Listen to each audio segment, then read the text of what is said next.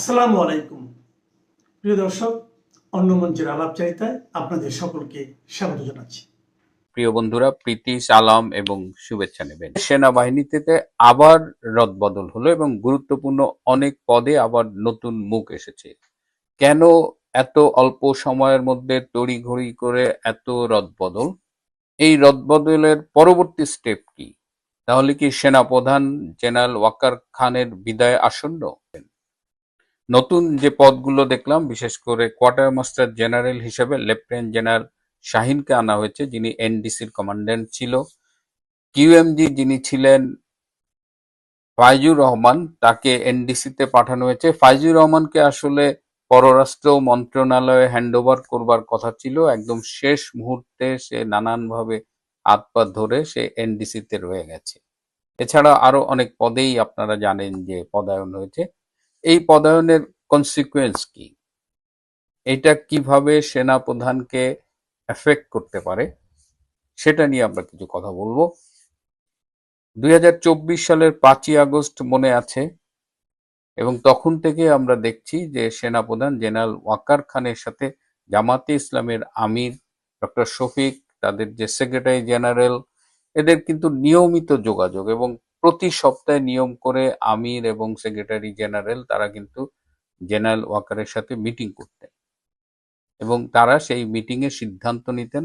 এবং আপনারা জানেন যে ডক্টর ইউনূসও জামাত প্রভাবিত সরকার ছিল, তো সব মিলিয়ে এই জেনারেল ওয়াকার জামাতকে কিভাবে ফেভার করতেন সেটা আপনারা দেখেছেন।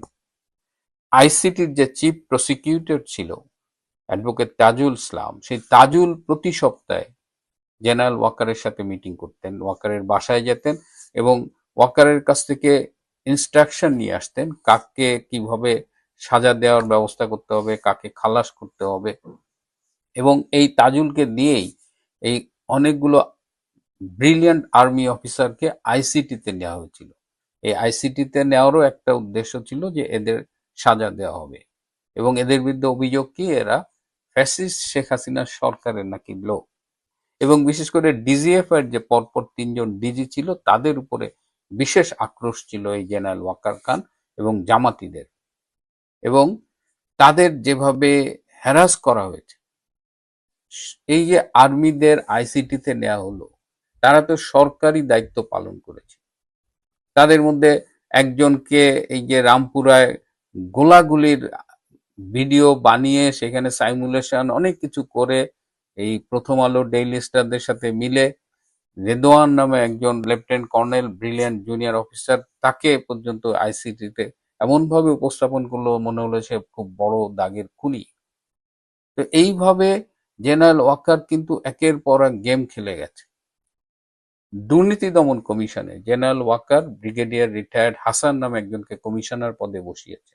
কে এই হাসান? সদ্য বিদায়ী যে সিজিএস ছিল লেফটেন্যান্ট জেনারেল মিজানুর রহমান শামীম, তার ছেলের সাথে এই ব্রিগেডিয়ার রিটায়ার্ড হাসানের মেয়ের বিয়ে হয়েছে। এই শামীম আর ওয়াকার মিলে হাসানকে দুদকে বসিয়েছে। সেখানে দুদকে বসিয়ে প্রাক্তন সেনা কর্মকর্তাদের নানা রকমের হ্যারাস করানো হয়েছে। সেটাও কিন্তু এই জেনারেল ওয়াকারের মেইন প্ল্যান। রাওয়া, আপনারা জানেন যে প্রাক্তন সামরিক অফিসারদের একটা অ্যাসোসিয়েশন, সেখানে যে সর্বশেষ নির্বাচন হলো, সেখানে চেয়ারম্যান পদে নির্বাচিত হয়েছেন কর্নেল রিটায়ার্ড মোহাম্মদ আব্দুল হক। তাকে চেয়ারম্যান বানানোর পেছনেও কিন্তু জেনারেল ওয়াকারের একটা হাত ছিল। এবং এখন তো দেখতে পাচ্ছেন যে জেনারেল ওয়াকার যে হককে বানিয়েছে, সেই কর্নেল হক কেরানীগঞ্জে জামাতে প্রার্থী হিসেবে সংসদ নির্বাচনে অংশগ্রহণ করেছিল এবং সেখানে পরাজিত হয়েছে। তার মানে জেনারেল ওয়াকারের একদম চারিপাশে জামাত। তারপরে আবার দেখেন, ক্যান্টনমেন্ট উড়িয়ে দেবে বলে এবি পার্টির মহাসচিব ফুয়াদ হুমকি দিয়েছে, কিচ্ছু হয়নি তার। সেদিনকের ছেলে হাসনাত আব্দুল্লাহ, সে থ্রেট করেছে, তার ছেলেপেলেরা স্লোগান দিয়েছে ওয়াকার না হাসনাত, হাসনাত হাসনাত। মানে সেনাবাহিনীকে এইভাবে আক্রমণ করা, সেনা প্রধানের সাথে এই 2 দিনের পোলাকে তুলনা করা, আবার সেখানে হাসনাত হাসনাত, এটা যদি অন্য যে কোনো সেনা প্রধান হলে কি করতেন? এমন ব্যবস্থা নিতেন যে ওই ফুয়াদ হাসনাত আর জীবনে মনে হয় না মাথা তুলে দাঁড়াতে পারত। কিন্তু তিনি বললেন যে ওরা আমার সন্তান তুল্য, তিনি সবাইকে ক্ষমা করে দিলেন। এখন তো আমরা দেখছি এবি পার্টি বলেন, এনসিপি বলেন, এরা তো সব জামাতেরই এ টিম বি টিম। সুতরাং ঘুরে ফিরে সেই জামাতি ফুয়াদ, জামাতি হাসনাতকে তিনি ক্ষমা করে দিয়েছেন। তো এইভাবে ক্ষমা করে দিয়েছেন এবং তার নিয়োগকর্তা শেখ হাসিনার সরকারের সাথে তিনি কিন্তু নিয়োগ পাওয়ার 1.5 মাসের মাথায় পল্টি খেয়েছেন। তারপরে তিনি জামাতের সাথে মিলে জামাতকে ক্ষমতায় আনার জন্য ডক্টর ইউনূস এবং তার প্রশাসন, উপদেষ্টা পরিষদের কয়েকজন সবাই একদম মানে গুটিয়ে একদম ফাইনাল করে ফেলছিল যে জামাত ক্ষমতায় আসবে। কিন্তু যখন গত বছরের 25শে ডিসেম্বর তারেক রহমান বাংলাদেশে এলেন এবং তার আশাকে কেন্দ্র করে একটা শোডাউন হলো, বিএনপির মধ্যে একটা উজ্জীবন আমরা লক্ষ্য করলাম, তখন থেকেই কিন্তু জেনারেল ওয়াক্কার একটু একটু করে হাওয়া বদল দেখে তার অবস্থান বদলাচ্ছে। এবং বিশেষ করে বেগম খালেদা জিয়া মারা যাবার পরে যে একটা সেন্টিমেন্ট ক্রিয়েট হয়েছিল সারা দেশে, তখন তিনি আবার পোলটি খেলেন বিএনপির দিকে, অর্থাৎ আওয়ামী লীগ থেকে জামাত, জামাত থেকে বিএনপি, কিন্তু পুরোটা বিএনপি না। সেই সময় জেনারেল ওয়াকার 2 নৌকায় পা রেখেছিলেন। যদি জামাত ক্ষমতায় আসে, জামাতের তো সে আছেই, আবার বিএনপি যেহেতু ক্ষমতায় আসার একটা সম্ভাবনা তৈরি হয়েছিল, বিএনপির পক্ষে একটা জোয়ার তৈরি হয়েছিল, অনেক জায়গায় আওয়ামী লীগ সমর্থন দিয়েছে, সনাতন ধর্মী ভোটাররা সমর্থন দিয়েছে, সব মিলিয়ে একটা সম্ভাবনা কিন্তু বাড়ছিল, যেহেতু ভোটের মাঠে আওয়ামী লীগ ছিল না এবং আওয়ামী লীগ ভোটারদের নির্বাচন বর্জনের জন্য আহ্বান জানিয়েছিল। তো সব মিলিয়ে যখন বোঝা যাচ্ছিল বিএনপি ক্ষমতায় আসবে, তখন কিন্তু জেনারেল ওয়াকার খান আবার পোলটি খেয়েছে। এই যে বারবার পোলটি খায়, এই যে লোভী, ক্ষমতা লোভী, নিজে শেখ হাসিনার আমলে 15 বছরের আমলে সর্বোচ্চ সুবিধাভোগী, তার মতো সুবিধা আর কোনো আর্মি অফিসার কোনোদিন পায়নি। 2024 সালের নির্বাচনকে বিতর্কিত বলা হয়, সেই নির্বাচনে সিজিএস হিসেবে জেনারেল ওয়াকার, তখন তিনি লেফটেন্যান্ট জেনারেল, গুরুত্বপূর্ণ ভূমিকা পালন করেছে। অথচ তার 7 খুন মাপ, সে ফ্যাসিস্টের দোসর না।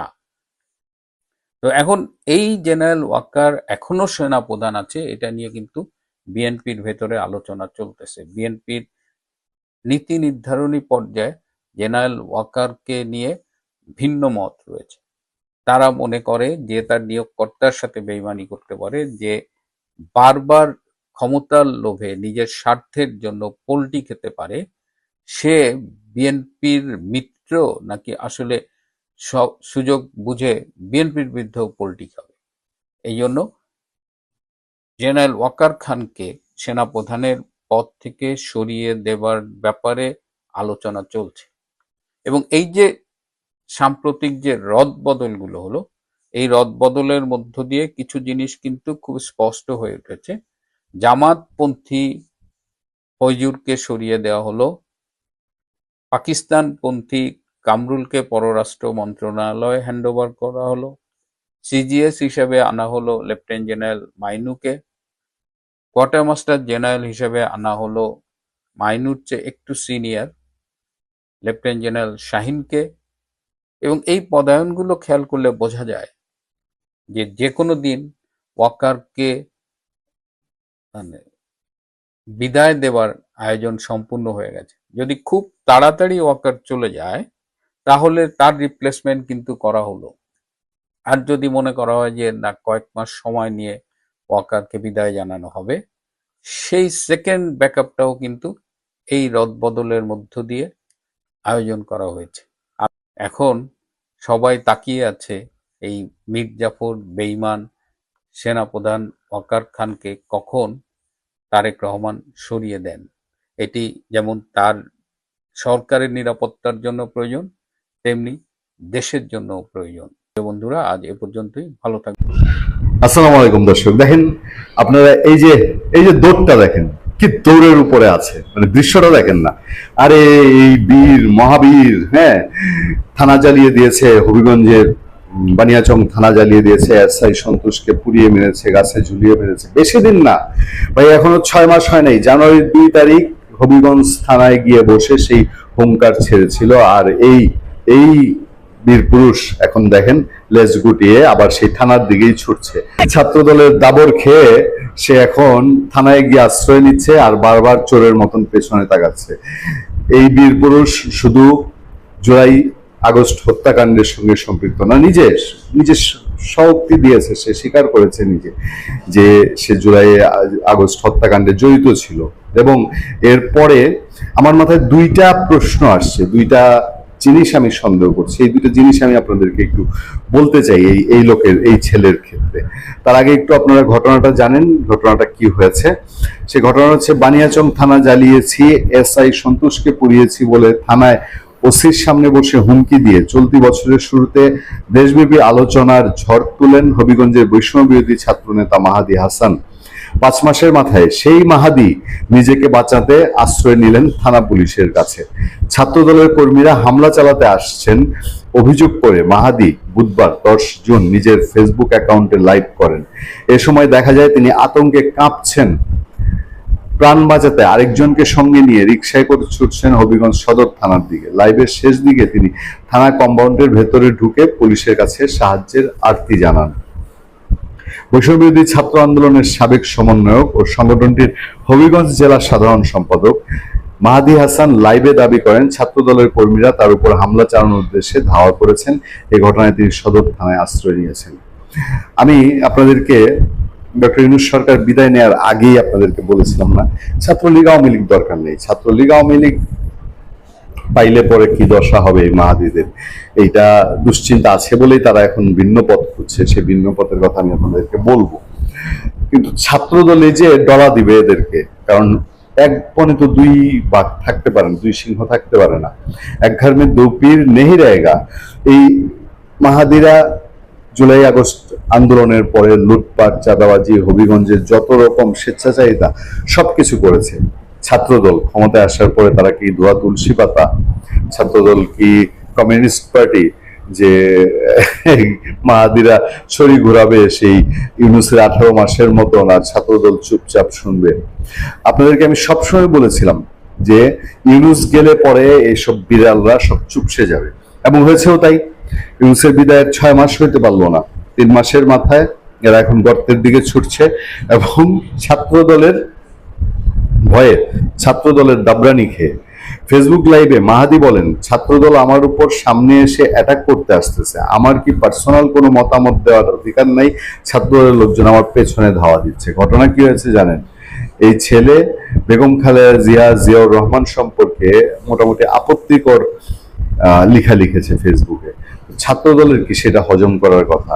আজকে না হয় দৌড়ায় পায় নাই, 2 দিন পরে যদি আমরা আরো উল্টা খবর পাই তখন আমরা কি ভাববো? ফেসবুক লাইভে মাহাদি বলেন, ছাত্রদল আমার উপরে, আমার সামনে এসে অ্যাটাক করতে আসতেছে। আচ্ছা, আমি কি পার্সোনাল অধিকার, আমার কি পার্সোনাল অধিকার নাই? লাইভ শেষের দিকে তিনি বলেন, আমি এখন থানায় আছি, ডিউটি অফিসার সাহেবের রুমে আছি, আমার একটা পরীক্ষা ছিল, ড্রাইভিং এর পরীক্ষা, আমি আগেই জানিয়েছিলাম এখানে আমার একটি নিরাপত্তা সংক্রান্ত উদ্বেগ আছে, তারপরও পরীক্ষার জন্য এসেছিলাম। মানে ধাওয়া খাইতে পারে, দাবর খাইতে পারে, এই আশঙ্কাটা সে আগেই করেছিল। তারপরে যোগাযোগ করেছে, শুনেছে, ছাত্রদল আশ্বাস দিয়েছে যে না আসো, তোমার কেউ দেওয়া টোলা দিবে না। কিন্তু যখন গিয়েছে, গিয়া তো দেখে পরিস্থিতি অন্যরকম, বাটে পড়ে গেছে, তারপরে দিচ্ছে দৌড়।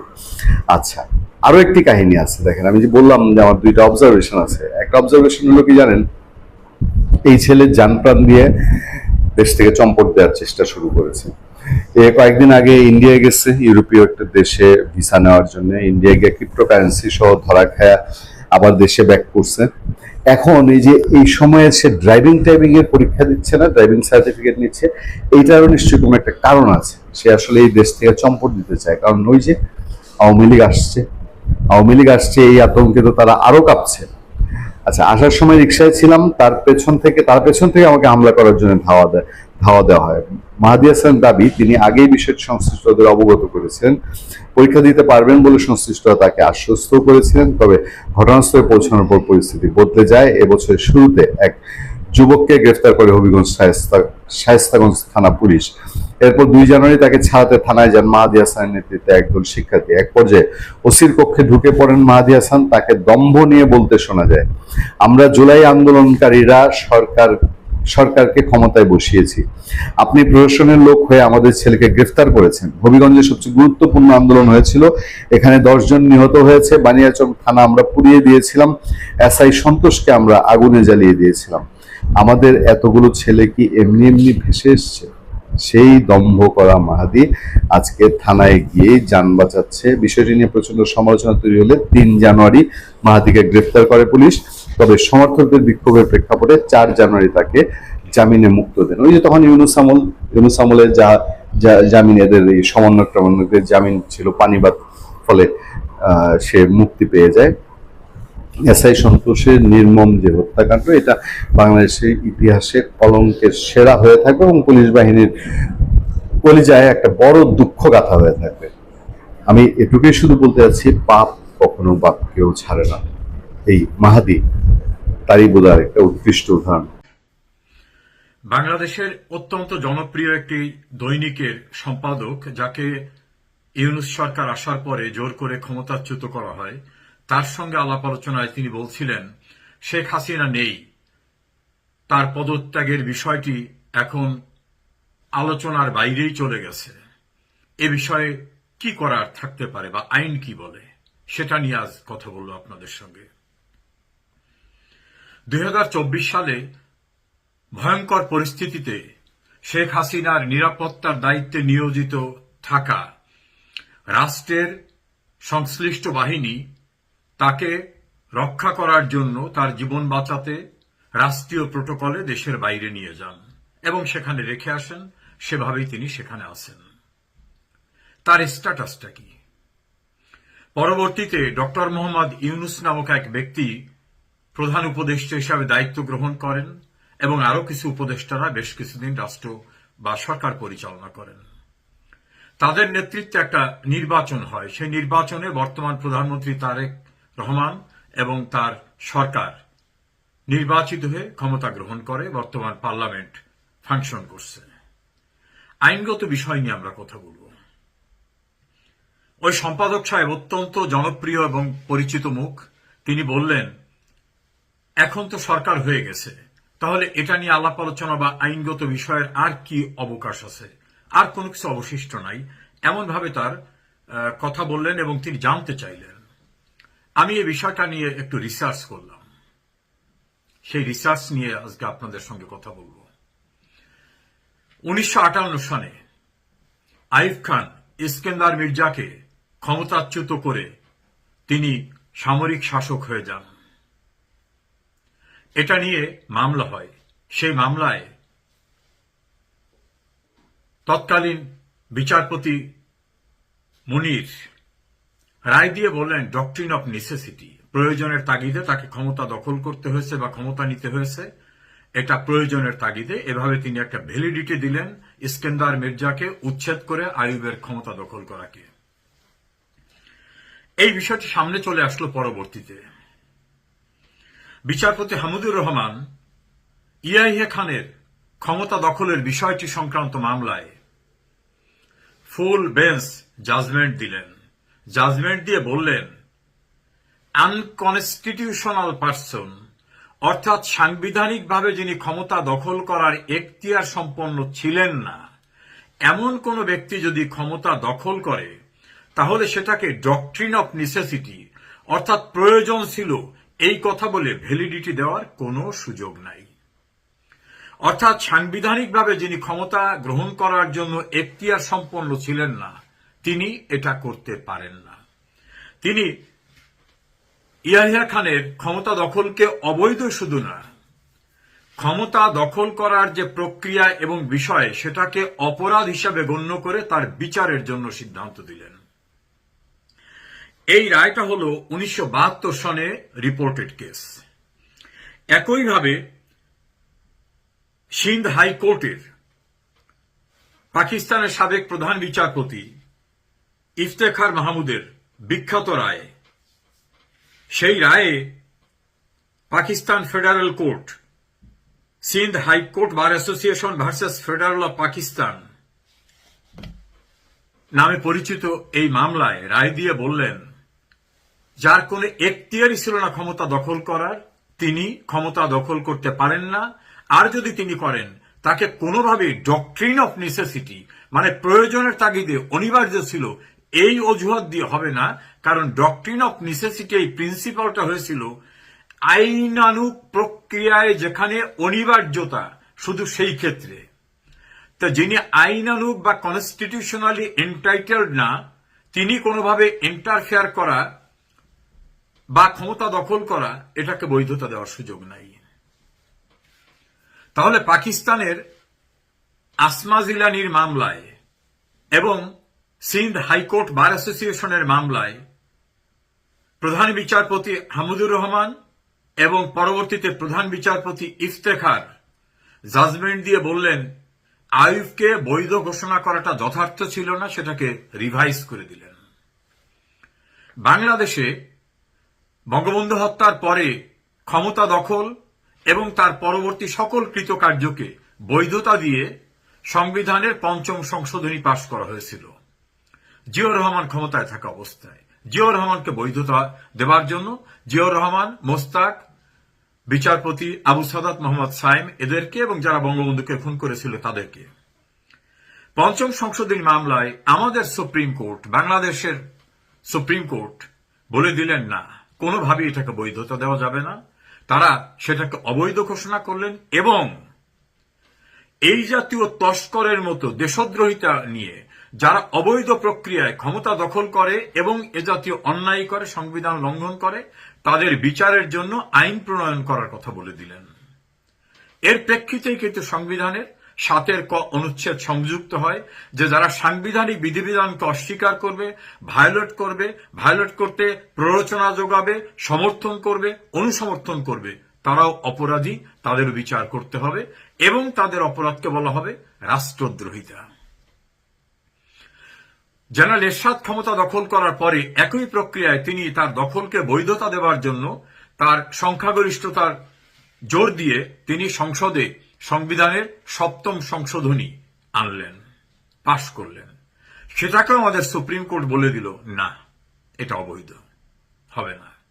তাহলে পাকিস্তানে আইয়ুব খানের ক্ষমতা দখল, ইয়াহিয়া খানের ক্ষমতা দখল এবং অন্য আরো কতগুলি ঘটনা নিয়ে বিচারপতি হামিদুর রহমানের, বিচারপতি মুনিরের, বিচারপতি ইফতেখারের যে জাজমেন্টগুলোর কনসাইজ ডিসিশনটা হয় যে যিনি আইনসঙ্গতভাবে কিছু করার এখতিয়ার ছিলেন না, তিনি যদি কিছু করতে যান আইন ভায়োলেট করে, কনস্টিটিউশন ভায়োলেট করে, সেটাকে ডক্ট্রিন অফ নেসেসিটি মানে খুবই প্রয়োজন ছিল এই জন্য করেছেন তাই মাফ করা গেল, এটা বলা যাবে না। একইভাবে বাংলাদেশের সুপ্রিম কোর্টে জিয়াউর রহমান, খন্দকার মোস্তাক, আবু সাদাত মোহাম্মদ সাইম এবং জেনারেল এরশাদ এবং তার সংশ্লিষ্ট যারা ক্ষমতা দখল করে বিভিন্ন আনকনস্টিটিউশনাল কাজ করছেন, সেগুলোকে অবৈধ ঘোষণা করা হলো। এর সঙ্গে একটা বিষয় নিয়ে আসি। বাংলাদেশের ক্ষমতা দখল করা খন্দকার মোস্তাকের একটি মামলায় সাজা হয়েছিল। এই মামলাটি আলটিমেটলি যখন শুনানির জন্য সুপ্রিম কোর্টে আসলো, তখন একটা প্রসঙ্গ উঠল, রাষ্ট্রপক্ষ থেকে বলা হলো তার যে সাজা, সেই সাজা তো খাটা হয়ে গেছে, মেয়াদ শেষ হয়ে গেছে, তো এটাতে ইনফ্যাকচুয়াস হয়ে গেছে, অকার্যকর হয়ে গেছে। কোর্ট ডিসিশন দিল না, আমরা এই সাজাটা বৈধ ছিল কি অবৈধ ছিল সেটা আমরা বিচার করতে পারি। তারা একটা জাজমেন্ট দিলেন। মিনিংটা হলো সাজা খাটা হয়ে গেছে এখানেই শেষ না, ঘটে গেছে এখানেই শেষ না, ওটা বৈধ ছিল কি অবৈধ ছিল সেই জাজমেন্ট সুপ্রিম কোর্ট দিলেন। শেখ হাসিনা 2024-এর 5 আগস্ট রাষ্ট্রীয় নিরাপত্তা বাহিনীর তত্ত্বাবধানে প্রটোকল সহ দেশের বাইরে গেলেন। তিনি প্রাইম মিনিস্টার ইন এক্সাইল থাকা অবস্থায় বাংলাদেশের এক্সিকিউটিভ ফাংশনিং এর জন্য ডক্টর মোহাম্মদ ইউনূসকে দায়িত্ব দেওয়া হলো এবং তার সঙ্গে কিছু উপদেষ্টা দেওয়া হলো। এই যে দেওয়াটা হলো, এইটা আমাদের যে সংবিধান, এই যে আমাদের দেশের সর্বোচ্চ আইনটা, এই আইনে কোথাও এইরকম দেওয়ার কোনো সুযোগ নাই। ওই যে বললাম পাকিস্তানে আইয়ুব খানের মামলা, ইয়াহিয়া খানের মামলা এবং সিন্ধ হাইকোর্ট বার অ্যাসোসিয়েশনের মামলায় এবং আমাদের ৫ম সংশোধনী এবং ৭ম সংশোধনী মামলা এবং খন্দকার মোস্তাকের সাজা সংক্রান্ত মামলায় যে প্রিন্সিপালটা লেট ডাউন হয়েছে তার আলোকে বলছি, সংবিধানে যেটা নাই সেটা দেওয়ার এখতিয়ার সুপ্রিম কোর্টেরও নাই, রাষ্ট্রপতিরও নাই। যদি দেয়া হয়ে থাকে এবং তারা দীর্ঘদিন ফাংশনও করেন, যেমন ইউনূস 18 মাস ফাংশন করেছেন, ইয়াহিয়া খান কিন্তু ফাংশন করেছিলেন, ফিল্ড মার্শাল মোহাম্মদ আইয়ুব খানও কিন্তু ফাংশন করেছিলেন, জিয়াউর রহমান কিন্তু ফাংশন করেছিলেন, এরশাদও ফাংশন করেছিলেন, আবু সাদাত মোহাম্মদ সায়েমও ফাংশন করেছিলেন। সমস্ত ক্ষমতা দখল এবং তাদের দায়িত্ব পালনের বিষয়টাকে আমাদের বাংলাদেশের সুপ্রিম কোর্ট এবং পাকিস্তান সুপ্রিম কোর্ট 1958 সালে, 72 সালে এবং বাংলাদেশে পরবর্তীতে অবৈধ ঘোষণা করেছে। Sheikh Hasina constitutionally, legally elected prime minister, তার নির্বাচন নিয়ে বিতর্ক হতে পারে, আলোচনা হতে পারে, দ্যাট ইজ ডিফারেন্ট পার্ট। কিন্তু ইন ডিউ প্রসেস, অর্থাৎ আইনানুগ প্রক্রিয়ায় সাংবিধানিক বিধান অনুসারে তিনি নির্বাচিত হয়ে আইনানুগ নিয়মে তিনি প্রধানমন্ত্রী হয়েছিলেন। তিনি পদত্যাগ করেন নাই। মানব জমিনের প্রধান সম্পাদক মতিউর রহমানের ইন্টারভিউতে রাষ্ট্রপতি শাহাবুদ্দিন বলেছেন, শেখ হাসিনার কোনো পদত্যাগপত্র আমার কাছে নেই। শেখ হাসিনা নিজে ইন্টারভিউতে বলেছেন, আমি পদত্যাগ করিনি, আমি কনস্টিটিউশনালি প্রাইম মিনিস্টার। মানব জমিন সম্পাদক মতিউর রহমান চৌধুরী দি পোস্টের সঙ্গে আরেকটা ইন্টারভিউতে বলেছেন, শেখ হাসিনা পদত্যাগ করতে চেয়েছিলেন, পদত্যাগপত্র লিখেছিলেন, কিন্তু পরিবেশ পাননি, তিনি পদত্যাগ করে যাননি। সেটা নিয়ে অনেক আলোচনা হতে পারে। আমার জিস্ট কথাটা হলো, শেখ হাসিনা নিজে বলছেন পদত্যাগ করিনি, রাষ্ট্রপতি বলছেন পদত্যাগপত্র আমি পাইনি। অনুসন্ধানী সাংবাদিকতা নিয়ে মতিউর রহমান চৌধুরী বলছেন, শেখ হাসিনা পদত্যাগ করতে চেয়েছিলেন, লিখেছিলেন, পদত্যাগপত্র দিয়ে যেতে পারেননি। তাহলে এটাকে যদি আমরা নেক্সাসটা নিয়ে আসি, কন্টিনিউশনটা নিয়ে আসি, লিঙ্ক অফ চেইনটা নিয়ে আসি, তাহলে শেখ হাসিনা পদত্যাগ করেননি। তিনি যদি বিদেশে থাকেন তাহলে তার পরিবর্তে যদি কেউ দায়িত্বপ্রাপ্ত হন তিনি দায়িত্ব পালন করবেন, না হলে তিনি বিদেশে থাকা অবস্থায় দায়িত্ব পালন করতে পারেন কি পারেন না সেটা নিয়ে আলোচনা হবে। কারণ অনেক সরকার প্রধান বিদেশে অনেক দিন থাকেন, দ্যাট ডাজ নট মিন তার সরকার প্রধান পদ সিজ হয়ে গেছে। এখন শেখ হাসিনার যে টেনিউরটা ছিল, সেই টেনিউরটায় কনস্টিটিউশনালি তার স্ট্যাটাসটা কি?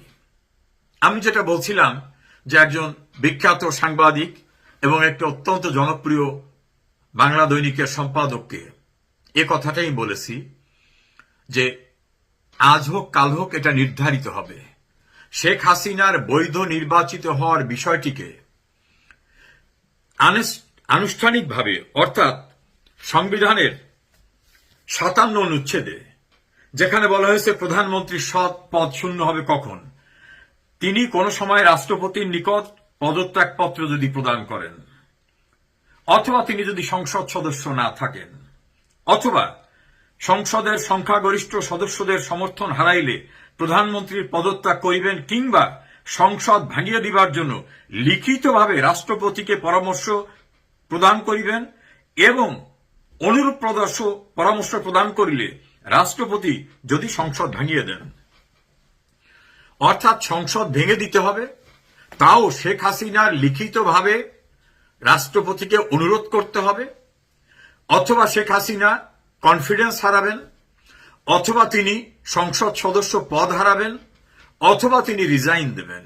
এর বাইরে তার প্রধানমন্ত্রিত্ব পজিশনটা সিজ হওয়া বা শূন্য হওয়ার কোনো সুযোগ নাই। আমি একজন আইনের ছাত্র হিসাবে এবং পাকিস্তান সুপ্রিম কোর্টের বিখ্যাত 3 জন প্রধান বিচারপতি, বিচারপতি মুনির, বিচারপতি হামিদুর রহমান, বিচারপতি ইফতেখার মাহমুদ এবং বাংলাদেশের সুপ্রিম কোর্টের 3টি জাজমেন্টকালীন সময়ে 3 জন প্রধান বিচারপতির এই 6টি জাজমেন্টকে রেফার করলাম। তার নির্যাস হচ্ছে, তার মোদ্দা কথা হচ্ছে, যিনি কনস্টিটিউশনালি এন্টাইটেলড না, তিনি যদি ক্ষমতা দখলও করেন, তিনি যদি দীর্ঘদিন কাজ করেন, যেমন আইয়ুব খান করেছিল, ইয়াহিয়া খান করেছিল, আবু সাদাত মোহাম্মদ সাইম করেছিল, মোস্তাক করেছিল, জিয়াউর রহমান করেছিল, হোসেন মোহাম্মদ এরশাদ করেছিল, কোনোটাই ওটা বৈধতা আসবে না। তাদের দায়িত্ব গ্রহণ কোনোভাবে ডক্ট্রিন অফ নেসেসিটি যে প্রিন্সিপালটা, সেই প্রিন্সিপালে আসবে না। দোসর মামলায়, আসমা জিলানির মামলায়, সিন্ধ হাইকোর্টের মামলায়, বাংলাদেশের ৫ম সংশোধনী ৭ম সংশোধনীর মামলায় এগুলো ডিসাইডেড। এবং পৃথিবীর অন্য অন্য দেশেও এই জাতীয় কোনো জাজমেন্ট নাই যে অবৈধ ক্ষমতা দখলকারীকে ডক্ট্রিন অফ নেসেসিটি দিয়ে বৈধতা দেওয়া যাবে বা ওই মেয়াদকে কোনোভাবে কন্ডোন করা যাবে, গ্রহণ করা যাবে, বৈধতা দেওয়া যাবে, এমন কোনো জাজমেন্ট নাই। যারা বিষয় সম্পর্কে আগ্রহী তারা দোসর মামলায়, আসমা জিলানির মামলা, সিন্ধ হাইকোর্ট বার অ্যাসোসিয়েশনের মামলা, বাংলাদেশের ৭ম সংশোধনী, ৫ম সংশোধনী এবং খন্দকার মোস্তাক সংক্রান্ত মামলার রায় পড়ে দেখতে পারেন। শেখ হাসিনার স্ট্যাটাস লিগালি, কনস্টিটিউশনালি যে পজিশনটা আমি কতগুলো জাজমেন্টের আলোকে বললাম, খতিয়ে দেখুন। আইনের ছাত্র হিসাবে আমি যে বিষয়গুলো উপস্থাপন করেছি সেটা আমার কথা নয়, সর্বোচ্চ আদালতের অসংখ্য মামলার রায়ের আলোকে অবৈধ ক্ষমতা দখলদারকে কোনোভাবে বৈধতা দেওয়ার কোনো সুযোগ নাই। এবং শেখ হাসিনার ভ্যালিডিটিতেও প্রশ্ন আসবে টুডে অর টুমরো। গতকাল একটা ফেসবুক পোস্টে লিখেছি যে যেই দেশে যেখানে সার্জিস, হাসনাত, নাসির উদ্দিন পাটোয়ারির মতো আত্মঘাতী জঙ্গিরা দাবড়ে বেড়ায়, সেখানে বিদেশি বিনিয়োগ আসবে, এটা একমাত্র এই ধরনের দিবাস্বপ্ন গর্ধব ছাড়া আর কেউ কিন্তু দেখতে পারে না। আর বিএনপির আমলেও বিনিয়োগ হবে না, কারণ দেখেন বিএনপি ফিলোসফিক্যালি কতটা দেউলিয়া। বিএনপি ২০০১ থেকে ৬ সালে খালেদা জিয়া এই বিনিয়োগ বান্ধব পরিবেশ সৃষ্টি করার জন্য দায়িত্ব দিয়েছিল মাহমুদুর রহমানকে। চিন্তা করেন, মাহমুদুর রহমান হইল বাংলাদেশের ১ নম্বর জঙ্গি, এত বড়ই জঙ্গি যে বিএনপি সরকার এখন কিন্তু মাহমুদুর রহমানের সাথে একটা দূরত্ব বজায় রাখতে বাধ্য হচ্ছে। এই মাহমুদুর রহমানেরই কিন্তু আপনার গডসন এবং তার উত্তরাধিকার হইল এই সার্জিস, নাহিদ, হাসনাত, এগুলা মাহমুদুর রহমান, ফরহাদ মজহার, পিনাকি, ইলিয়াস, এরা কিন্তু একটা ক্লিক হিসাবে কাজ করে, একটা ঘনিষ্ঠ আপনার জঙ্গিদের গডফাদার, সেট অফ গডফাদার্স আপনি বলতে পারেন। ভারতের পত্রিকায় এই সময় প্রকাশিত শেখ হাসিনার সাক্ষাৎকারের দ্বিতীয় অংশটি আজকে আমরা সবাই পড়েছি।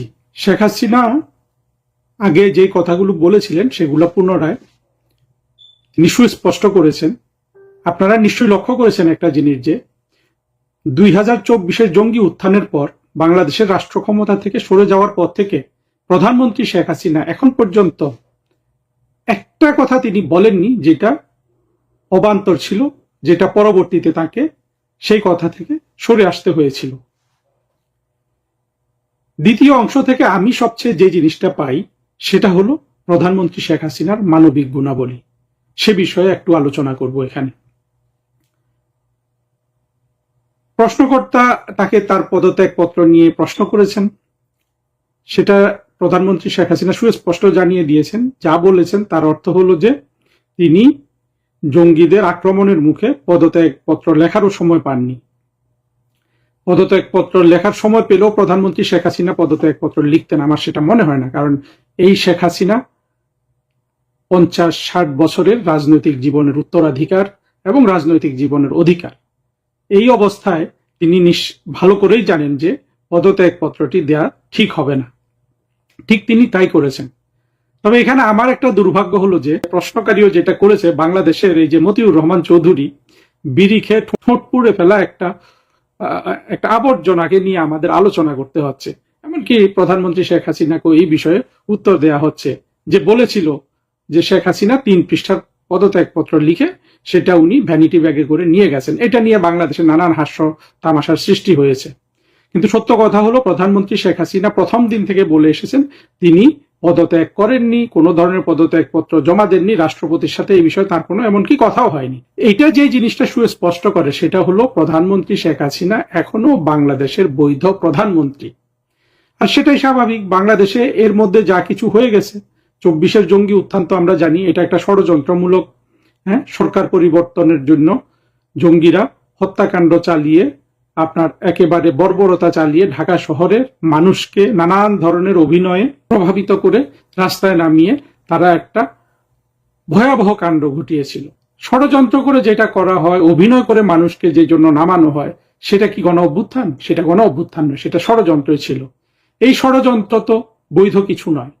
যদি আমরা এই ষড়যন্ত্রকে বিচার করি, আমরা যদি ক্ষমতায় ফিরে আসি বা আমরা যদি বাংলাদেশেও প্রবেশ করি, তাহলে বিষয়টা কি দাঁড়াবে? বিষয়টা দাঁড়াবে যে এগুলা সব অবৈধ।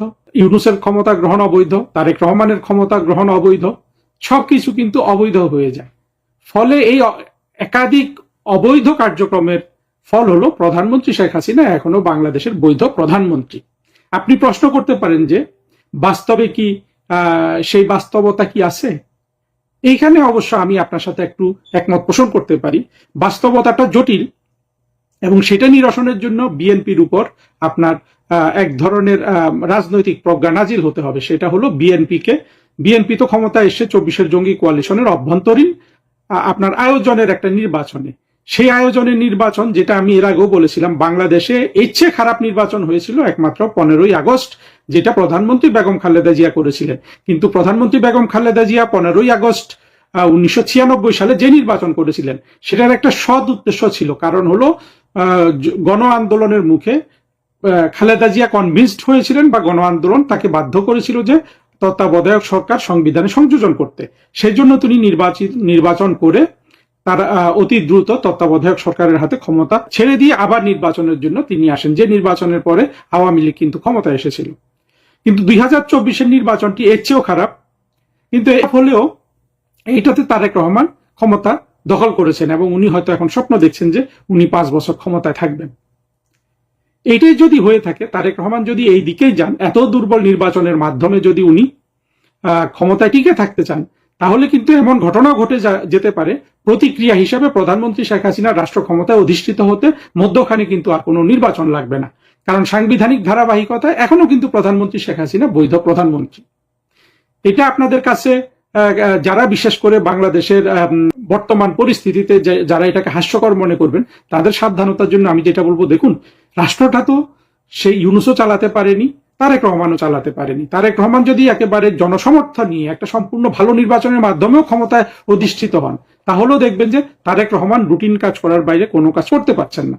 বাংলাদেশটা এমনই হয়ে গেছে, এটার একটা দুর্ভাগ্য হলো যে এখানে স্বাধীনতা বিরোধীরা ক্ষমতায় আসে, আবার এটা মানুষের কাছে এখন স্পষ্ট হয়ে গেছে যে একমাত্র স্বাধীনতার পক্ষের শক্তি আওয়ামী লীগ শেখ হাসিনার নেতৃত্বে বাংলাদেশের অর্থনৈতিক উন্নয়ন করতে পারে। এটা কিন্তু তারেক রহমান পারে না, ইউনূস পারেনি, আর এদের পারারও কথা নেই। আমি গতকাল একটা ফেসবুক পোস্টে লিখেছি যে যেই দেশে যেখানে সার্জিস হাসনাত নাসিরউদ্দিন পাটোয়ারির মতো আত্মঘাতী জঙ্গিরা দাবড়ে বেড়ায়, সেখানে বিদেশি বিনিয়োগ আসবে, এটা একমাত্র এই ধরনের দিবাস্বপ্ন গর্ধব ছাড়া আর কেউ কিন্তু দেখতে পারে না।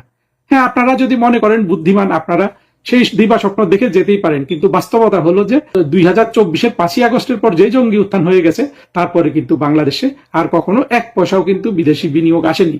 বিনিয়োগ শুধু আসেনি না, এখন যারা বিনিয়োগ করেছে তারা অর্থ তুলে নিয়ে চলে যাবে, এমনকি দেশি বিনিয়োগও হবে না যতদিন এই আত্মঘাতী জঙ্গিরা সমাজে, রাষ্ট্রে, বিভিন্ন জায়গায় তাদের আধিপত্য বজায় রাখবে।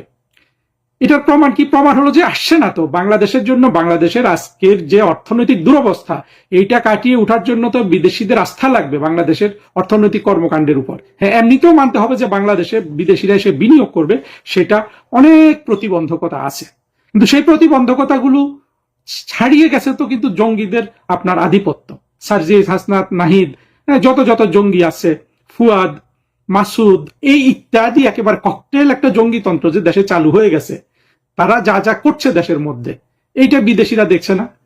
আপনি অন্ধ হতে পারি, বিদেশিরা কিংবা বিনিয়োগকারীরা তো অন্ধ নয়, তারা তো কষ্টের অর্থই বিনিয়োগ করে। তারা কেন আপনার এখানে বিনিয়োগ করবে না? আর বিএনপির আমলেও বিনিয়োগ হবে না, কারণ দেখেন বিএনপি ফিলোসফিক্যালি কতটা দেউলিয়া। বিএনপি 2001 থেকে 6 সালে খালেদা জিয়া এই বিনিয়োগ বান্ধব পরিবেশ সৃষ্টি করার জন্য দায়িত্ব দিয়েছিল মাহমুদুর রহমান। চিন্তা করেন, মাহমুদুর রহমান হইল বাংলাদেশের 1 নম্বর জঙ্গি। এত বড়ই জঙ্গি যে বিএনপি সরকার এখন কিন্তু মাহমুদুর রহমানের সাথে একটা দূরত্ব বজায় রাখতে বাধ্য হচ্ছে। এই মাহমুদুর রহমানেরই কিন্তু আপনার গডসন এবং তার উত্তরাধিকার হইল এই সার্জিস নাহিদ হাসনাত, এগুলা মাহমুদুর রহমান, ফরহাদ মজহার, পিনাকি, ইলিয়াস, এরা কিন্তু একটা ক্লিক হিসাবে কাজ করে একটা ঘনিষ্ঠ আপনার জঙ্গিদের গডফাদার, সেট অফ গডফাদার্স আপনি বলতে পারেন। এদের আলোকে, এদের আধিপত্য থেকে তারেক রহমানের সরকার বিএনপির কিভাবে আপনার বাংলাদেশে বিদেশি বিনিয়োগ আনবে। ফলে আমাদের মুক্তিযুদ্ধের পক্ষের শক্তির জন্য এটা আমাদের একটা সৌভাগ্য দাঁড়িয়ে গেছে যে আমরা, জঙ্গিরা সব ধরনের মিথ্যা বলে দেশকে উত্তেজিত করতে পারে, কিন্তু যেই মুহূর্তে ওরা ক্ষমতা গ্রহণ করে সেই মুহূর্ত থেকে কিন্তু দেশের অর্থনৈতিক দুরবস্থা শুরু হয়। এটা বাংলাদেশের মানুষের কাছে এখন পরিষ্কার হয়ে গেছে। ফলে বাংলাদেশের মানুষ আরো যত দিন যাবে এই সত্য আরো বেশি অনুধাবন করবে, আর এটার রেজাল্ট হবে তারেক রহমানের সরকারের জন্য একটা সমূহ বিপদ। এই বিপদে যেটা হয়ে যেতে পারে সেটা হলো যে প্রধানমন্ত্রী শেখ হাসিনাকে কোন রকম আপনার ইলেকশন ফেস না করে প্রধানমন্ত্রী হিসাবে বসে যাওয়ার একটা সুযোগ করে দিতে পারে। এইখান থেকে যদি তারেক রহমানরা যদি এই ধরনের দুর্ভাগ্য বরণ করতে না চায়, তাহলে তারেক রহমানের উচিত, আমি বলবো যে তার পক্ষ থেকে তার স্বার্থের জন্য দ্রুত বাংলাদেশে সত্যিকারের একটা নির্বাচন ব্যবস্থা করা, যেখানে সব দল অংশগ্রহণ করবে এবং যেখানে মৌলবাদীরা অংশগ্রহণ করবে না। সেটা কি তারেক রহমান করবেন না? তারেক রহমান যদি সেটা করেন, উনি তো বেঁচে গেলেন রাজনৈতিকভাবে। আর উনি যদি সেটা না করেন, চিন্তা করেন আওয়ামী লীগ যদি ক্ষমতায় আসে, আবার কিন্তু 21শে আগস্টের গ্রেনেড হামলা, আবার কিন্তু সব কিছু পুনঃস্থাপিত হবে, যেগুলো থেকে অত্যন্ত অন্যায়ভাবে তারেক রহমানকে ক্ষমা করে দেওয়া হয়েছে, সেই জিনিসগুলো আসবে। আপনারা যদি সব দিক বিবেচনা করে দেখেন, তাহলে দেখবেন যে বিএনপি সরকারের সামনে কিন্তু একের পর এক বিপদ, আর আওয়ামী লীগের সামনে কিন্তু কোনো ধরনের বিপদ নাই। আর আওয়ামী লীগের সামনে এখন জনসমর্থন বেড়ে যাচ্ছে, কারণ মানুষ দরিদ্র হয়ে গেছে। যেই মানুষ দরিদ্র হচ্ছে, যে মানুষ খাদ্য কিনতে পারছে না, যে মানুষ ওষুধ কিনতে পারছে না, যে মানুষ শুধু ভবিষ্যতে তার অর্থনৈতিক অন্ধকার দেখতে পাচ্ছে, তারা এমনকি জঙ্গি বান্ধব হলেও বাধ্য হয়ে এখন শেখ হাসিনার দিকে ফিরে চলে এসছে। এইটা গেল একটা দিক। আরেকটা দিক দেখেন, শেখ হাসিনা বারবার এটা স্পষ্ট করেছেন, আমরা এটা এর আগেও দেখেছি, পররাষ্ট্রমন্ত্রী হাসান মাহমুদের সাথে ওনার একটা টেলিফোন কনভারসেশন ইউনুস ছেড়ে দিয়েছিল বাজারে, সেখানেও আমরা দেখেছি যে 24-এর জঙ্গি আন্দোলনের সময় শেখ হাসিনা ক্ষমতা থেকে পেছনে হটে যাওয়ার কারণ ছিল যে উনি মৃত্যুটা দেখতে চাচ্ছিলেন না। পরিহাসের বিষয়, এই মৃত্যুটা কিন্তু করছিল কিন্তু জঙ্গিরা খুন করছিল, কিন্তু প্রধানমন্ত্রী শেখ হাসিনা, আমি আপনি হলে হয়তো ক্ষমতা ছাড়তাম না, বল প্রয়োগ করতাম, কিন্তু উনি, ওনার প্রজ্ঞা আমাদের চেয়ে অনেক উঁচু স্তরের, উনি কোনো ধরনের খুন খারাপি চাচ্ছিলেন না, ফলে তিনি কিন্তু ক্ষমতাটা ছেড়ে দিয়ে দিলেন। এটাই ছিল কিন্তু প্রধানমন্ত্রী শেখ হাসিনা ক্ষমতা থেকে সরে যাওয়ার একমাত্র মূল কারণ। অথচ চাইলে কিন্তু তিনি ক্ষমতা প্রয়োগ করে, বল প্রয়োগ করে থাকতে পারতেন, কিন্তু উনি মানুষের মৃত্যু চাননি। আর মৃত্যুবরণ যারা করেছে, এই সবগুলো মৃত্যু কিন্তু এর অন্তত 80-90 ভাগ ঘটিয়েছিল জঙ্গিরা। তারপরও শেখ হাসিনা চান নাই। এখানে কিন্তু শেখ হাসিনার রাষ্ট্রনায়ক উচিত গুণ, এবং শেখ হাসিনা দীর্ঘমেয়াদে বাংলাদেশে, আমরা তো এমনিতে শেখ হাসিনার মানবিক গুণাবলী সম্পর্কে জানি যে উনি বাংলাদেশের দরিদ্র অসহায় মানুষের জন্য কি না করেছেন, বাংলাদেশে কত ধরনের ভাতা দিয়েছেন, হ্যাঁ, গৃহহীনকে গৃহ দিয়েছেন, যত ধরনের উনি ভর্তুকি দিয়েছেন।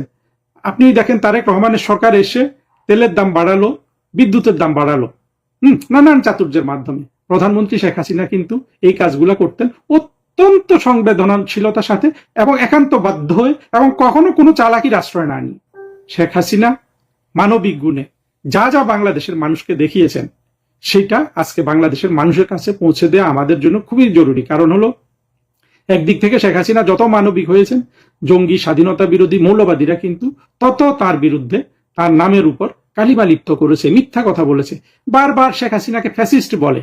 এটা আমাদেরকে কি পরিমাণ আপনার ক্রুদ্ধ করে, স্বাধীনতা বিরোধীরা একদিন টের পাবে। এবং আমরা একই সাথে অত্যন্ত ব্যথাও পাই যখন নেত্রীকে ফ্যাসিস্ট বলে।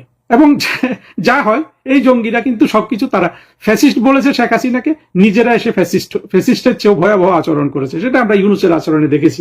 হ্যাঁ, তারেক রহমানের আমলে 605 খুন প্রথম 30 দিনে, বাংলাদেশের সরকারগুলোর ইতিহাসে সবচেয়ে বেশি খুন এবং অন্যান্য অপরাধ, এবং সমাজে অন্যান্য দুঃখ কষ্ট ছড়ানো তো আছেই।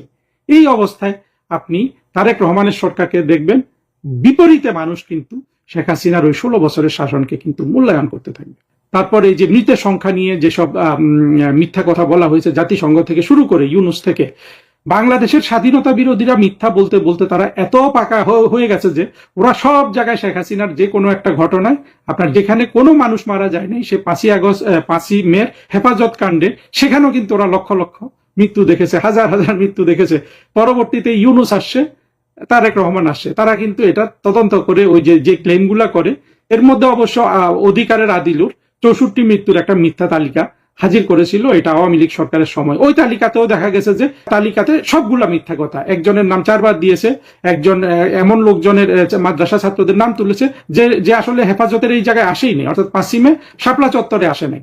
এইভাবে মিথ্যা বলে বলে বলে বলে ওরা কিন্তু বাংলাদেশের মানুষের মগজ ধোলাই করেছে, এবং আমরা যথেষ্ট ব্যবস্থা কিন্তু তখন গ্রহণ করতে পারি নাই। আমাদের যেটা দেখতে হবে সেটা হলো যে শেখ হাসিনার যে মানবিক গুণাবলী প্রকাশিত হয়েছে সেটা ফোকাস করতে হবে আমাদের। বাংলাদেশের মানুষ আজকে তাকিয়ে আছে কবে শেখ হাসিনা এসে এই দেশটাকে আবার ঠিক করবে। আমরা কখনো বাংলাদেশকে আবার পুনরায় এই স্বাধীনতা বিরোধীদের হাতে পড়তে দিব না, এবং আমরা যত ধরনের অপপ্রচার আমরা অতীতে দেখেছি সেগুলোর তো আমরা জবাব দিবই। পরবর্তীতে আর যাতে স্বাধীনতা বিরোধীরা, মৌলবাদীরা কোনোভাবে বাংলাদেশের বিরুদ্ধে, শেখ হাসিনার বিরুদ্ধে, আওয়ামী লীগের বিরুদ্ধে, বাংলাদেশের মুক্তিযুদ্ধের বিরুদ্ধে অপপ্রচার চালাতে না পারে, সেই জিনিসগুলোও কিন্তু আমরা পরিপূর্ণভাবে আপনার খেয়াল রাখি, এবং আর কখনো মৌলবাদীদের এই বাংলাদেশে সফল হতে আমরা দেব না। দ্য মোমেন্ট দে থিঙ্ক তারিক রহমান ওদের পারপাস সার্ভ করবে না, তখন কিন্তু তারিক রহমানের বিরুদ্ধে কিন্তু তাদের শুরু হয়ে যাবে কনস্পিরেসি। আপনার আমেরিকান অ্যাম্বাসেডারের সাথে আপনার দাওয়াত হলেও, যেখানে চিফ গেস্ট হয় খুসরু সাহেব, সেখানে আমার প্রাইম মিনিস্টার রাত্রে ঘুরতে ঘুরতে ওইখানে চলে যায় ইউনুসের সাথে আলাপ করতে অ্যাম্বাসেডারের বাসায়। এইগুলি কি ঠিক? এই এগ্রিমেন্ট যেটা করেছেন, ব্যালেন্স অফ পেমেন্টস আমেরিকার পক্ষে চলে যাবে।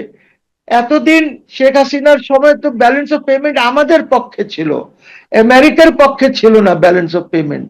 খালি আমাদের ব্যালেন্স, হাসিনার সময় ব্যালেন্স অফ পেমেন্ট শুধু ইন্ডিয়ার সাথে আমাদের অনেক ইয়ে ছিল, বাট গ্লোবালি আমরা অনেক অ্যাডভান্টেজিয়াস ছিলাম ব্যালেন্স অফ পেমেন্টস নিয়ে।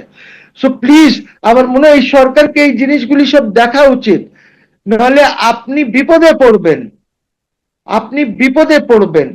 বিপদ এড়াতে চান যদি, তাহলে please do not talk with the descending power, ওদের দাসত্ব করবেন না। এই সরকার, এই বিরোধী দল, এই পার্লামেন্ট, এইটা পশ্চিমাদের ক্রিয়েট করা, ওরাই এইটাকে কনস্টিটিউট করেছেন। এইসব যে জিনিস চলছে, এইটা তো একটা বাংলাদেশকে একটা বিপদে ফেলছে, আর কিছু না। আপনি ইন্ডিয়াকে তো ইগনোর করতে পারবেন না, আপনি আওয়ামী লীগকে তো ইগনোর করতে পারবেন না। আপনি কি মনে করেন আওয়ামী লীগ বসে থাকবে? আওয়ামী লীগের যারা আছে বা লেফটিস্ট যারা আছে, সেকুলারিস্ট যারা আছে, ওরা বসে থাকবে? আমার মনে হয় যে এই সরকার, এই বিরোধী দল, এই পার্লামেন্ট, এইটা পশ্চিমাদের ক্রিয়েট করা, ওরাই এইটাকে কনস্টিটিউট করেছেন, কাজে তাদের তো আগ্রহ থাকবেই। আমি এই কারণে বলছি যে চীনকে মোকাবেলা করা বাংলাদেশে বসে, এইটা তো কোনো কথা হলো না। This is interference. এটা তো আমাদের ইন্টারনাল অ্যাফেয়ার্স এর ইন্টারফিয়ারেন্স হবে যদি মার্কিন রাষ্ট্রদূত এই কথা বলেন যে আমরা এখানে চায়নাকে মোকাবেলা করব। বাংলাদেশ এখানে কোনো যুদ্ধ বা কোনো কিছু করার জন্য এই জায়গাটা তো আমরা দিতে পারি না। চায়না চায়নার জায়গায় থাকবে, আমেরিকা আমেরিকার জায়গায় থাকবে, কিন্তু যেহেতু দাসত্বের একটি চুক্তি আছে, আরো চুক্তি ওরা করতে চায় আমাদের সাথে, 2টা চুক্তি আরো করতে চায়। এইসব নিয়ে তারা তো জানে আমরা তো ওদের একটা কলোনি হয়ে গেছে, দাস ওদের। So why will they not interfere? কিন্তু আমি এক নাগরিক হিসাবে মনে করি যে এইটা হচ্ছে আমাদের অভ্যন্তরীণ বিষয় বা রাজনীতিতে হস্তক্ষেপ, এবং দিস মাস্ট বি স্টপড। যে কোনো রাষ্ট্র হোক, this must be stopped, because এইটা যদি আমরা এলাও করি, দেন কালকে অন্যরাও করবে না কেন? Why should others also not interfere? অন্যরাও করবে, আপনাকে মোকাবেলা, আমেরিকানসকে মোকাবেলা করার জন্য এইখানে হস্তক্ষেপ করবে অন্যরাও। So we have to be very careful. এবং যেহেতু আমার ফরেন মিনিস্টার হলো আমেরিকার দালাল, কাজে গভর্নমেন্টকে চিন্তা করা উচিত যে কতটুকুন তারা এই দালাল ফরেন মিনিস্টার রাখবে ওদের ক্যাবিনেটে, এবং এই যে অ্যাম্বাসেডারের হস্তক্ষেপ আছে, এইটাকে তারা কি কোনো ডেকে ওনাকে ফরেন অফিস থেকে কোনো কিছু দেবে কিনা বা একটু শাসাবে কিনা। Because এখন America is not the dominant power of the world. আমাদেরকে বুঝতে হবে America is no more the dominant power of the world. এখন যখন আমরা কথা বলছি, এই মুহূর্তে যখন কথা বলছি, এখনো মিসাইলস লঞ্চ হচ্ছে আমেরিকান ফিফথ ফ্লিটের উপরে। এই মুহূর্তে যখন কথা বলছি, ইটস নট দি ডমিনেন্ট পাওয়ার। এইটা এখন অনেক 3টা পাওয়ার আছে, এন্ড একটা আরো এসেন্ডিং পাওয়ার আমাদের ওয়েস্ট এশিয়ার মধ্যে বেরিয়ে আসতেছে, ইরান। সো বুঝতে হবে আমাদেরকে যে ফরেন পলিসি ওইভাবে ডিজাইন করতে হবে, আমাদেরকে আমাদের সিকিউরিটি পলিসি ওইভাবে ডিজাইন করতে হবে। বিকজ আজকে উনি খুব খুশি হচ্ছেন, কাল উনি যেভাবে ঘুরে বেড়াচ্ছেন, যেভাবে উনি সব কাজ করছেন, কালকে উনি এই সরকারের বিরুদ্ধে কোনো কনস্পিরেসি করবেন না, এটার কি কোনো নিশ্চয়তা আছে? উনি হয়তো আজকে যারা অপোজিশনে আছেন তাদের পক্ষে হয়তো এই সরকারের বিরুদ্ধে কোনো কনস্পিরেসি হতে পারে। সেটা তো হওয়ার স্বাভাবিক। তাদের প্রয়োজনে যাকে যখন প্রয়োজন, মানে যাকে তারা টার্গেট করে তাদেরকেই ক্ষমতায় নিয়ে আসায়, এবং যারা বিরোধিতা করে তাদেরকে ক্ষমতা থেকে কি বলা যায়, এদিকে ছিটকে ফেলে দেয়। আমার প্রশ্ন হচ্ছে, আপনার এই বক্তব্যের মধ্যে দিয়ে 3টি প্রশ্ন এর মধ্যে দাঁড়িয়েছে। আপনি বলছেন যে ডক্টর খলিলকে কতক্ষণ স্পেস দিবে, কতক্ষণ রাখবে, 1 নম্বর। দ্বিতীয়ত হচ্ছে যে আমরা একটি যুক্তরাষ্ট্রের খেলার গ্রাউন্ডে পরিণত করতে পারি না, তারা যে চীনকে মোকাবেলা করবে এই ঘোষণা দিয়েই তো ব্রেন্ট ক্রিস্টেনসন এসেছিল। 3 নম্বর হচ্ছে যে তারা এই মার্কিন অ্যাম্বাসিডারকে ডেকে বাংলাদেশ সরকার শাসাবে কিনা। এই 3টে প্রশ্ন যে এর মধ্যে আপনার বক্তব্যের মধ্যে দিয়ে এসেছে, এর একটিও কি পজিটিভ হওয়ার সম্ভাবনা আছে? আদৌ তাকে শাসানোর ক্ষমতা বাংলাদেশ সরকারের আছে কিনা, খলিলকে এই মুহূর্তে ছড়াবে কিনা, অথবা বাংলাদেশকে চীনকে মোকাবেলা করার গ্রাউন্ডে পরিণত করতে দেব কিনা? প্রত্যেকটাই তো আমরা বলতে পারি না। আপনার কি মনে হয়? থিওরিটিক্যালি এইসব ক্ষমতা আছে গভর্নমেন্টের, কিন্তু গভর্নমেন্ট নিজেকে কত শক্তিশালী মনে করছে এটার উপরে ডিপেন্ড করবে সবকিছু। আর না হলে তারাও একটি কনস্পিরেসির ইসে, তাদেরকে মোকাবিলা করতে হবে কনস্পিরেসির। এখন থেকেই সতর্ক হওয়া দরকার সরকারের, এখন থেকে। এইসব দেখে হাসও তো এই কাজগুলি করেছিল, হাস কত অ্যাক্টিভ ছিল দেখেছেন না? Peter Haas. Peter Haas. তো আমাদেরকে করতে হবে। কিন্তু ডক্টর খলিল তো তার নিজের স্বার্থে, অনেকেই বলছেন আপনারা যে মার্কিন এজেন্ট হিসেবে তার সবকিছু নিজে হাসিল করে নিচ্ছে, ফায়দা হাসিল করছে, এবং তার এজেন্ট হিসেবে বাংলাদেশের যে স্বাধীনতা সার্বভৌমত্বের বিপরীতে যায়, হুমকির মুখে পড়ে, এমন সব সিদ্ধান্ত তো বাস্তবায়ন করেই যাচ্ছে, এবং সরকারের পররাষ্ট্রমন্ত্রী হিসেবেই তিনি সব করছেন। তাহলে বিএনপি তার দায় দায়িত্ব এড়াবে কিভাবে, অথবা বিএনপির কাছ থেকে আমরা কিভাবে আশা করবো যে এইসব এগুলোর বিরুদ্ধে স্ট্যান্ড নেবে? বিএনপি তো দায়িত্ব এড়াতে পারবে না। তার কারণ হচ্ছে যে দাসত্ব চুক্তি যেটা আছে, এই চুক্তি তো বিএনপি কে বাতিল করা উচিত, কিন্তু তারা সাহস করছে না। ওই চুক্তির মধ্যে যে 32 পাতার চুক্তি যেটা আছে, এইটার মধ্যে তো প্রভিশন আছে যে কিভাবে বাতিল হবে চুক্তি, কিন্তু তারা তো কোনো কিছু করছে না বাতিল করার জন্য। খালি বাতিল না, তারা তো সংসদে ডিসকাসও করছে না ওই চুক্তিতে। It's high time that this should be discussed সংসদে, সবার সামনে কথা হওয়া উচিত। Let us see the debate. আমি তো সবসময় দেখি, আমার এখনো বাম দিকে ডিবেট চলছে, প্রাইম মিনিস্টারের কোয়েশ্চেন আর চলছে। সো কোয়েশ্চেন ইজ যে আমরা যদি নিজেরাই এই জায়গাটাকে একটি প্লেগ্রাউন্ড বানাই ফর বিগ পাওয়ার্স, তাহলে তো আমরা এগোতে পারবো না। আমাদের তো অবস্থা খুব খারাপ। উই মাস্ট আন্ডারস্ট্যান্ড, অর্থনৈতিকভাবে আমরা খুবই দুর্বল আছি। আমাদেরকে এগিয়ে যাওয়ার জন্য বা ডেভেলপ করার জন্য এখন যে অর্থনীতি আছে এটা চলবে না, নাম্বার 1। নাম্বার 2 যেটা আছে, আপনার banks cannot give credit to businessman. বিজনেসম্যানদের ক্রেডিটটা কমে এসেছে অনেক। আমি আরেকটু বিষয় জানতে চাই আমাদের পররাষ্ট্রনীতির জায়গা থেকে বা বৈদেশিক সম্পর্কের জায়গা থেকে। তুরস্কের ইনভলভমেন্ট আমরা সাম্প্রতিক সময় অনেক বেশি দেখছি, এবং তুরস্কের পররাষ্ট্রমন্ত্রী ঘুরে গেলেন রোহিঙ্গাদের ওখানে গেলেন, তুরস্কের পররাষ্ট্রমন্ত্রীর সাথে এনসিপি থেকে শুরু করে জামাতে ইসলামী প্রত্যেক দলের একটি বৈঠক হলো, তুরস্কের পররাষ্ট্রমন্ত্রী এসে তার সঙ্গে, এবং এখানে তারা সামরিক কারখানা গড়ে তুলতে সহযোগিতা করবে। বিহাইন্ড দ্য স্ক্রিন কি অন্য কিছু আছে? তুরস্ক, পাকিস্তান, যুক্তরাষ্ট্র জোট মিলে তারা, আমরা জানি যে তারা এখন একই সরল রেখায় অবস্থান করছে এই তিনটি দেশ, এবং এই তিনটি দেশ নিয়ে অনেক ধরনের কথাবার্তা রয়েছে। আপনি কি in as much as তুরস্ক is concerned, তুরস্ক একটি ইসলামিক বা ইসলামাইজেশন নিয়ে তারা কাজ করছে।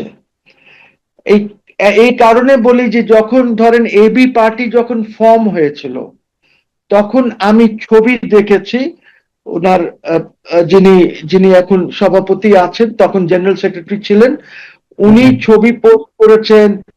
টার্কিতে এরদোগান ওনাকে হোস্ট করেছে, এরদোগানের পার্টি হেডকোয়ার্টার্সে হোস্ট করেছে এবং এরদোগানের সাথে দেখা করেছেন। সো এবি পার্টি তো is an offshoot of Jamaat, nothing but an offshoot of Jamaat. So এইটাতেই আমার মনে হয় যে তখন থেকেই যেহেতু এই জিনিসটি চলে আসছে, আমার মনে হয় টার্কি একটা ইন্টারেস্ট দেখাচ্ছে যে বাংলাদেশে ইসলামাইজেশন কিভাবে হতে পারে, ইসলামাইজেশন করার জন্য। আপনি যদি মানে যেমনটা বলছিলেন এবি পার্টি বিষয়ে, তাদের সাথে একটি সখ্যতা আমরা এনসিপি গঠনের সময় দেখেছি। এনসিপি নেতারা তুরস্কে যাওয়া আসা করছে, তুরস্কের একে পার্টি সহ, এরদোগানের একে পার্টি সহ বিভিন্ন দলের গঠনতন্ত্র নিয়ে তারা পর্যবেক্ষণ করছে, এবং সেই সব দলের আদলেই এনসিপির গঠনতন্ত্র গড়ে উঠেছে। জামাতে ইসলামী তো রয়েছেই, এবং পাকিস্তান তো তাদের ভাবাদর্শের অন্য জায়গায় রয়েছে এসব দলের। তো সেই জায়গা থেকে রাজনৈতিক ভাবে কোন ধরনের লক্ষ্য রয়েছে কিনা তুরস্কের? তুরস্কের এইখানে লক্ষ্য একটাই, যে কিভাবে ইসলামিক ফোর্সেস গুলিকে পাওয়ারে আনা যায়, এইটাই হলো ওদের লক্ষ্য। এর বাইরে ওদের আর কি লক্ষ্য থাকতে পারে এখানে? তারা তো আর ইন্ডিয়ার সাথে যুদ্ধ করতে আসবে না, তাদেরকে যুদ্ধ করতে হলে ওদিকে করতে হবে, ওয়েস্ট এশিয়াতে করতে হবে যদি করতে চায়। কিন্তু কিন্তু ভারত তো এই মুহূর্তে যুক্তরাষ্ট্রের ঘোর বিরোধী, তুরস্কের ঘোর বিরোধী, তাই না? পাকিস্তানের ইস্যুকে কেন্দ্র করে তারা, যে পাকিস্তানের সঙ্গে যুক্তরাষ্ট্রের কয়েকদিন আগে যেই একটা যুদ্ধাবস্থা তৈরি হলো, তারা তুরস্ক পাকিস্তানকে সাপোর্ট করেছে। সব মিলিয়ে ভূ রাজনৈতিক দিক থেকে আমরা ক্রমান্বয়ে জটিল থেকে জটিলতর অবস্থায় যাচ্ছি কিনা? জি, আমরা তো জাতিগতভাবে আমরা তো ইউনাইটেড না। আমরা যতক্ষণ পর্যন্ত ইউনাইটেড না হই, কেউ কিছু করতে পারবে না। তুরস্ক এত দূর থেকে এসে বাংলাদেশে কি করবে? খালি আপনার ব্রেন ওয়াশ করতে পারে, এই ছাড়া তো আর কিছু করতে পারবে না। অনেক বড় বিষয়। It is very dangerous, it is very dangerous. Please remember, যদি ওইটা যদি শুরু হয়, তাহলে আপনার পাশে ইন্ডিয়া যে বসে আছে, ওদের জন্য একটা সমস্যা হবে। তাহলে ওদের জন্য যদি সমস্যা হয়, ওরা তো আমাদের উপরে চালাও হবে। আমরা তো ইন্ডিয়া এসে ডিফেন্ড করতে পারবো না নিজেকে। We do not have the ability, we do not have the capability. আমরা কিভাবে করব? তো এইসব যে জিনিস চলছে, এইটা তো একটা বাংলাদেশকে একটা বিপদে ফেলছে, আর কিছু না। আপনি ইন্ডিয়াকে তো ইগনোর করতে পারবেন না, আপনি আওয়ামী লীগকে তো ইগনোর করতে পারবেন না। আপনি কি মনে করেন আওয়ামী লীগ বসে থাকবে? আওয়ামী লীগের যারা আছে বা লেফটিস্ট যারা আছে, সেকুলারিস্ট যারা আছে, ওরা বসে থাকবে? ওরা তো বসে থাকবে না। দেশে বিশৃঙ্খলা হবে, দেশে সিভিল ওয়ার হবে। সো আমাদেরকে তো এই জিনিসগুলির থেকে কেয়ারফুল হতে হবে। কেয়ারফুল হতে হলে তো সরকারকে কিছু পদক্ষেপ গ্রহণ করতে হবে।